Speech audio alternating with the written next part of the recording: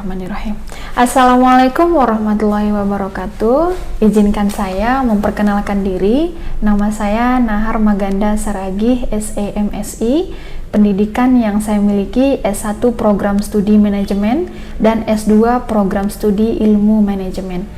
Bidang keahlian yang saya miliki yaitu Manajemen Sumber Daya Manusia. Saya merupakan dosen di program studi manajemen di Fakultas Ekonomi dan Bisnis pada Universitas Potensi Utama. Video ini saya buat untuk memenuhi instrumen pernyataan diri dosen pada Tridharma Perguruan Tinggi di bidang pengajaran yang biasa disebut dengan PDD UKT-PT. Izinkan saya untuk memaparkan materi yang saya ajarkan pada program studi yang saya naungi, yaitu mata kuliah Metodologi Penelitian dengan bobot 3 SKS.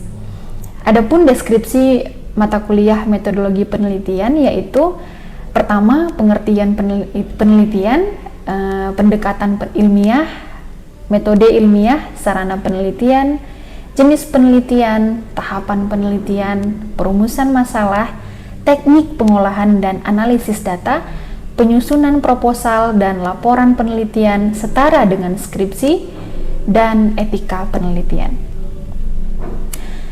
Nah, adapun capaian mata kuliah ini yaitu yang pertama, mahasiswa mampu menjelaskan prinsip-prinsip dasar penelitian dan fungsi dari metode penelitian.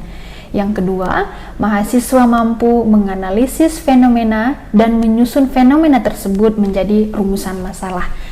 Yang ketiga, mahasiswa mampu membuat sebuah judul penelitian. Yang keempat, mahasiswa mampu menyusun dokumen rencana jenis penelitian, baik itu secara kuantitatif ataupun kualitatif. Yang selanjutnya, mahasiswa mampu menganalisis hasil dan memberi makna dari pengolahan data.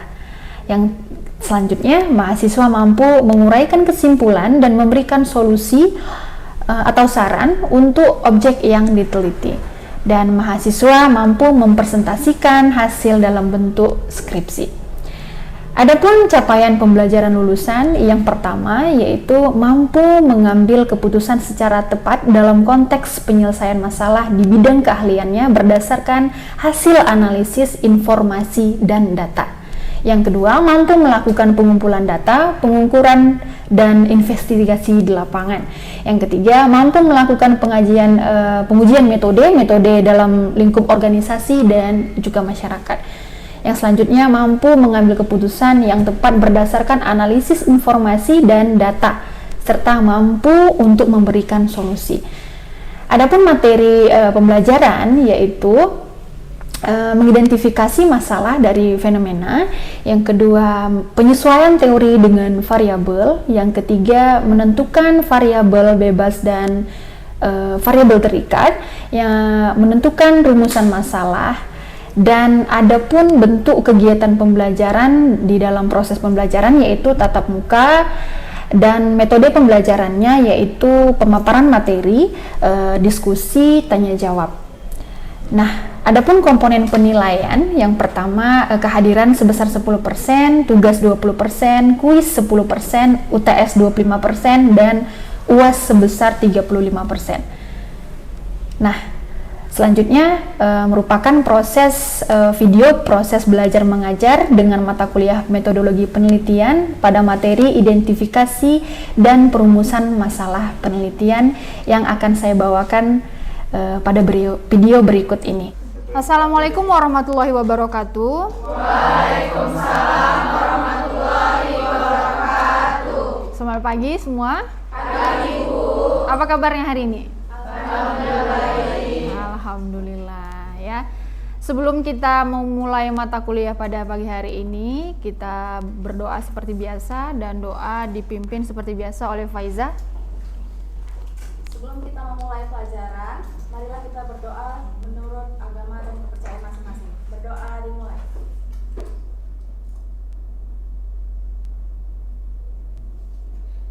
Berdoa selesai.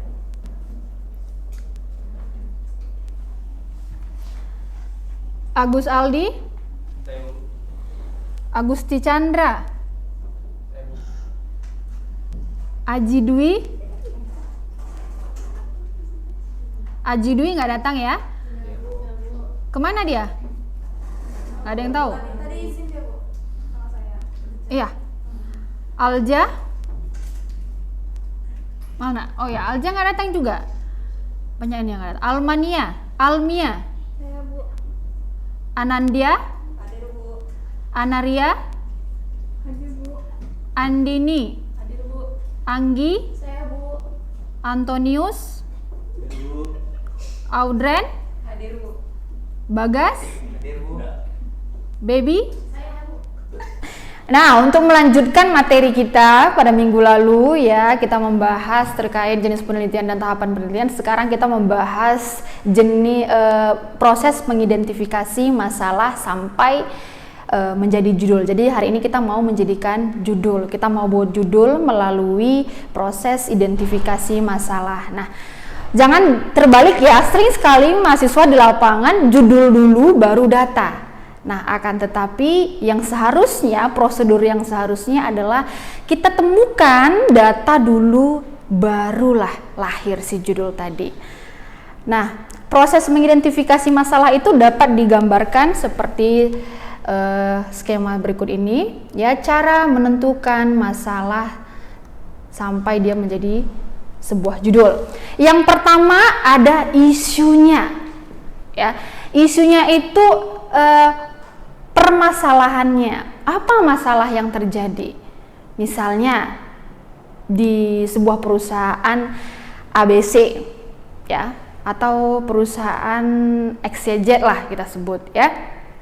Nah, kita mau mengukur apakah sistem yang berjalan di perusahaan XYZ ini berjalan dengan baik. Misalnya untuk kinerjanya, apakah kinerjanya baik? Kita ingin melihat.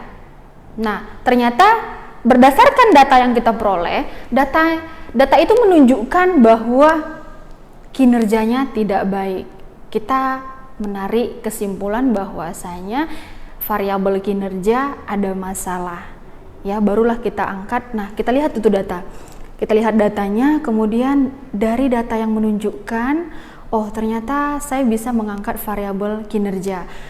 Di dalam perusahaan itu kan nanti kalau kalian meneliti, ya, kalian akan menemukan data atau kalian akan diberi data oleh pihak pimpinan perusahaan. Ini data yang kami miliki, bisa kalian telaah dan analisis data tersebut untuk kita temukan menjadi masalah. Misalnya pimpinan tersebut memberikan kita data performance kerja, ya. Nah, dari data tersebut dapat dilihat bahwa banyak target-target yang tidak tercapai di dalam perusahaan, sehingga kita dapat menyimpulkan bahwa kinerjanya buruk karena banyak target yang tidak tercapai. Nah, pertama kita menemukan isunya atau masalahnya. Masalahnya adalah kinerja tidak tercapai, ya. Kemudian kita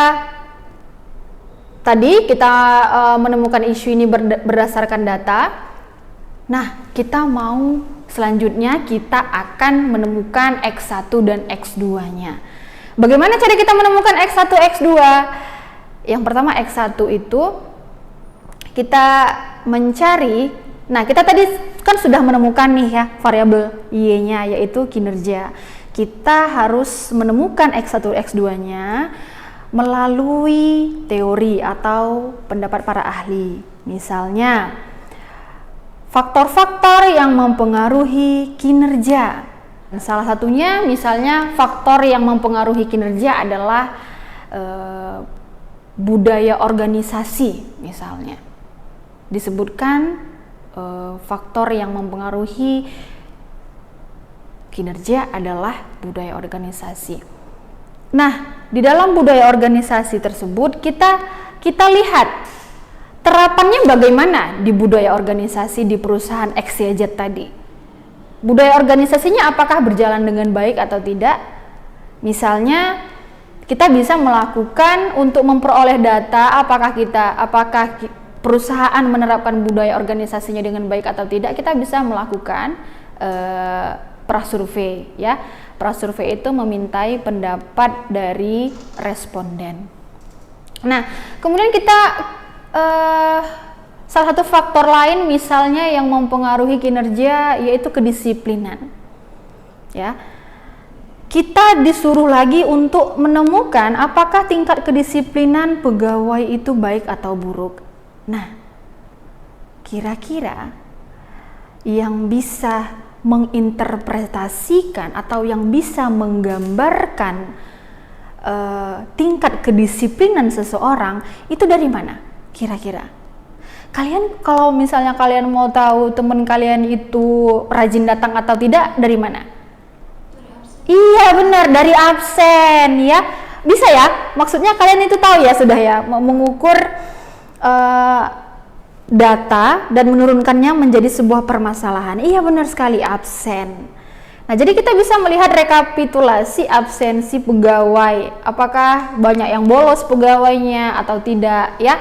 Jadi dapat kita lihat bahwasanya rekapitulasi absensinya ternyata banyak pegawai yang sering tidak masuk tanpa izin, tanpa surat. Nah, bisalah kita temukan bahwasanya ada masalah pada tingkat kedisiplinan pegawai ya. Kita sudah menemukan isunya, kemudian kita sudah memperoleh datanya ya, kemudian kita juga sudah menyesuaikan dengan teori, maka timbullah masalah. Nah, selanjutnya di PPT Ibu ini ada studi kasus ya, studi kasus untuk 5 tahun terakhir. Coba kalian baca selama 2 menit ya studi kasusnya. Silahkan dibaca.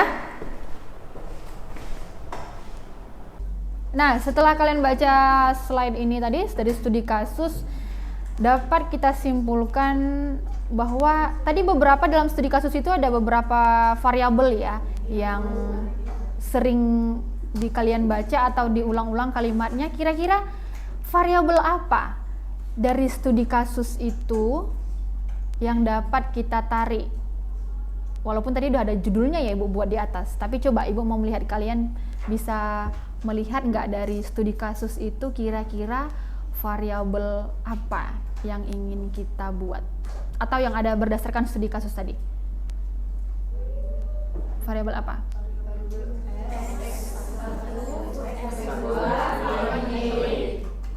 Iya, ada apa? Misalnya?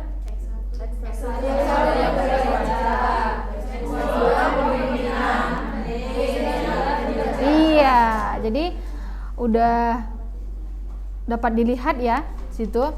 Oke, itu baru narasi studi kasus tadi. Bagaimana untuk datanya? Nah, kita tadi menyatakan bahwa kinerja yang menjadi permasalahannya. Coba lihat ini di data kinerja. Data kinerjanya. Dapat digambarkan yang ada di PPT Ibu ini, data kinerjanya banyak pegawainya yang tidak tercapai targetnya. Ya, tahun 2016, tahun 2017, 2018, 2019, 2020. Dalam 5 tahun terakhir banyak kinerja yang tidak tercapai. Berarti dapat mengindikasikan bahwa kinerjanya ada masalah. Iya benar, ada masalah. Oke, jadi kita speak by data. Kita tuangkan di dalam skripsi kita bahwa kinerjanya bermasalah yang dilihat dari data performance kerjanya, ya. Dapat satu ya? Bisa? Oke, kemudian kita mau lihat tadi budaya kerjanya di observasi melalui prasurvei. Jadi bisa ya, kira-kira kalau kalian meneliti ada data-data yang memang di perusahaan itu tidak tertuang gitu. Ada variabel-variabel yang memang dia bisa diminta berdasarkan pendapat dari pegawai. Itu yang disebut prasurvei. Waktu di statistik kita belajar mengolah kuesioner. Itu berbeda ya dengan prasurvei. Kalau kuesioner dia di bab 4, kalau prasurvei dia kita lakukan untuk di bab 1. Nah, prasurvei itu bagaimana Bu dibuat? Prasurvei itu sebenarnya mirip-mirip kuesioner ya. Pasti tahu lah ya, kuesioner udah kita pelajari di semester 4 ya. Statistik ya kan? Jadi tinggal kalian salin saja sebenarnya isi kuesioner itu ke dalam prasurvei, akan tetapi ada kalau di kuesioner dia ada sangat setuju, sangat tidak setuju, setuju. Kalau di prasurvei dia opsi jawabannya itu hanya iya atau tidak. Iya, benar. Nah, kemudian sudah kita tentukan variabelnya dan sudah kita tentukan. Nah, ini contoh budaya organisasi. Boleh kalian baca. Nah, pernyataan ini seperti kuesioner yang lalu ya, di semester 4 kita sudah tahu bahwasanya pernyataan diambil dari teori, indikator. Nah, ini contoh prasurvei yang ada di layout PPT Ibu ini. Lihat ini, coba poin 4. Kalian baca, saya tidak mempunyai kendala untuk menerapkan budaya kerja. Saya juga menerapkan budaya kerja dengan baik saat berinteraksi dengan stakeholder. Saya mentaati budaya kerja yang diterapkan dalam hal kedisiplinan. Nah, banyak yang menjawab tidak. Ya kan? Berarti mereka kurang disiplin. Ya kan? Kurang disiplin. Jadi budaya organisasinya itu ada masalahnya. Ya. Jadi dari pemaparan Ibu tadi kesimpulannya adalah dalam menentukan variabel kita harus memiliki data yang dapat menginterpretasikan variabel itu. Data kita harus dapat menunjukkan masalah. Ya. Jadi kalau tidak ada masalah pada data itu berarti tidak bisa kita angkat menjadi variabel. Nah, setelah kita tahu cara membaca data dan kita gambarkan permasalahannya, maka kita identifikasi masalah. Ya. Kita lakukan identifikasi masalah. Misalnya di sini identifikasi masalah yaitu kinerja yang bermasalah ya, poin 1, poin 2 budaya organisasi, poin 3 yaitu kepemimpinan. Jadi satu-satu kita pilih dia. Identifikasi masalahnya. Untuk variabel Y, masalahnya adalah kinerja. Kinerja ini buruk dapat dilihat dari data ini. Kalian harus menuangkannya seperti itu nanti di skripsi, ya. Kemudian X1 itu budaya kerja, iya budaya kerja. Nah, budaya kerja bermasalah dapat dilihat dari hasil dominan jawaban dalam prasurvei, ya kan, yang sudah kita lakukan tadi. Kemudian kepemimpinan juga sama, kita lakukan prasurvei. Ibarat seperti ini, kita mau menyatakan sesuatu itu jelek, kita harus ada buktinya, gitu. Buktinya apa? Buktinya data. Kita menunjukkan buktinya melalui data, iya. Sehingga penelitian kita itu bisa diterima. Nggak boleh kita sembarangan bilang kinerja pegawai ini jelek. Oh, didatangi orang itu kita ya kan. Apa buktinya gitu. Terlebih tulisan kita akan dipublish, ya kan, dibaca perusahaannya pula nanti ya kan. Udahlah, siap kita. Nggak ada datanya, tidak ada. Jangan mengarang. Kalian harus berbicara berdasarkan data. Nah, itulah proses identifikasi masalah. Nah, dalam pembuatan judul, ya, dalam masalah kita, kalian juga jangan lupa untuk mengutip jurnal. Karena jurnal itu bisa menjadi salah satu bahan rujukan kita dalam meneliti. Oke? Jurnal, udah pernah lihat jurnal ya? Yang ada vol-volnya itu kan? Iya. Nah, manfaat penelitian,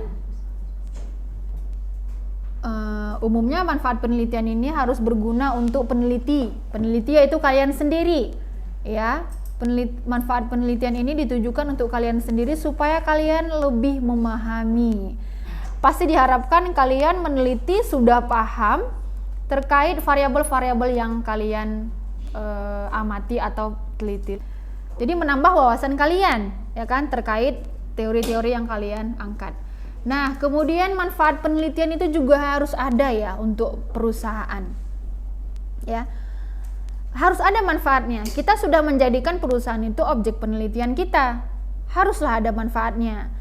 Misalnya seperti ini, kita memperoleh hasil bahwa perusahaan itu akan lebih baik kalau melakukan A, B, C, D. Nanti makanya di bab 5 kalian disuruh untuk memberikan saran atau solusi. Jadi kalian harus bisalah memberikan saran kepada perusahaan yang kalian teliti gitu ya. Kemudian untuk kampus juga ada manfaatnya, kemudian untuk masyarakat ya, harus ada manfaat dari penelitian. Jadi sudah paham ya terkait perumusan masalah, mengidentifikasi masalah? Ada yang ingin kira-kira ditanyakan? Saya Fitria izin bertanya. Dari yang kita sering dengar dari kakak kelas atau senior, bahwasannya dosen pembimbing selalu meminta judul terlebih dahulu dan itu maksimal 3. Nah, apakah dari ketiga judul itu kita harus sudah tahu tentang fenomena masalahnya? Karena dari yang Ibu jelaskan, bahwasannya satu judul itu bisa memiliki banyak data. Gimana tuh Bu kalau sampai 3 data? Itu kan pasti bakalan ribet Bu. Nah, untuk menjawab pertanyaan Fitria tadi ya, riwah. Emang siapa yang bilang kalau penelitian itu nggak riwah? Itu dulu. Ada kakak-kakak senior kalian yang bilang gampang itu meneliti. Ya memang meneliti itu ya riwah. Kalau diriwahkan, sederhana kalau kita buat jadi sederhana. Ya. Sebenarnya itu tergantung balik lagi ke doping masing-masing. Kalau misalnya ada dopingnya yang minta, saya mau 3 judul ya kamu bawa ke saya. Mungkin itu akan proses bimbingannya mungkin akan ada referensi. Mungkin dosennya mau memilah-milah judul yang mana. Seperti itu kan. Jadi masing-masing itu balik lagi ke dosennya. Ada yang dosen 1 judul saja, yang penting datanya lengkap, kemudian fenomenanya memang kuat, sudah. Jadi kalau ada senior yang bilang harus 3, ya mungkin ada dosen yang seperti itu hanya untuk kerangkanya. Beliau mungkin dosen itu mau melihat misalnya judul ini yang kamu angkat, kamu udah punya belum datanya? Misalnya judul ini yang kamu angkat, kamu udah punya belum datanya? Mungkin untuk referensi atau memilih judul yang paling baik, mungkin seperti itu. Bu, saya mau bertanya. Jadi kan tadi Bu jelaskan bahwa setiap dalam penelitian itu kan ada masalah. Nah, cara kita mengetahui kalau itu benar-benar masalah itu gimana ya Bu? Nah, untuk pertanyaan Faiza tadi, bagaimana judul itu, masalah itu dapat kita lihat bahwasanya sesuatu itu memang masalah. Misalnya kita ada data nih, ya kan? Ada data. Gimana Bu kita mau mengenali dia itu masalah? Ya, misalnya apakah akan langsung terlihat di dalam data itu masalah? Intinya begini, kita mau melihat sebuah data itu bahwasanya memang data itu ada masalahnya apabila data itu menunjukkan hasil yang tidak baik. Misalnya kinerja tadi, kinerjanya harus baik, ya kan? Ternyata kinerjanya tidak baik, ternyata targetnya tidak tercapai. Nah, target kerja yang tidak tercapai itu kan menunjukkan sesuatu yang tidak baik kan. Nah, jadi kemudian lingkungan kerja tadi, atau misalnya budaya kerja kita harus disiplin. Nah, ternyata tidak disiplin. berarti itu kan menyalahi aturan yang seharusnya berlaku. Itu sudah bisa kalian cirikan sebagai masalah kalau dia tidak implementasinya tidak sesuai dengan yang seharusnya. Itu paham ya? Paham, oke. Oke, sampai di sini ada yang ingin ditanyakan? Paham?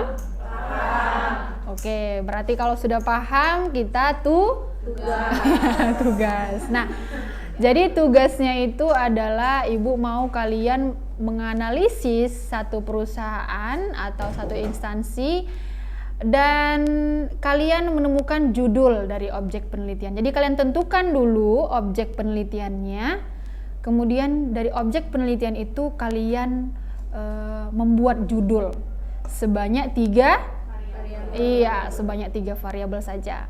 Kalau ada yang mau 10 enggak apa-apa. 3 aja deh penting, Bu. Iya, 3 aja udah pening.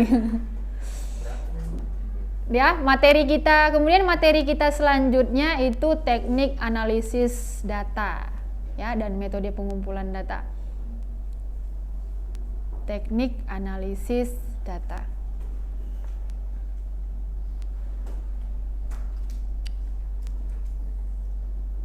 Oke, kalau tidak ada yang ingin ditanyakan untuk menutup kelas ini supaya ilmunya hari ini lengket di kepala kita secara permanen ya. Mari kita berdoa. Silakan Faiza. Sebelum kita pulang, marilah kita berdoa menurut ajaran dan kepercayaan kita masing-masing. Berdoa dimulai.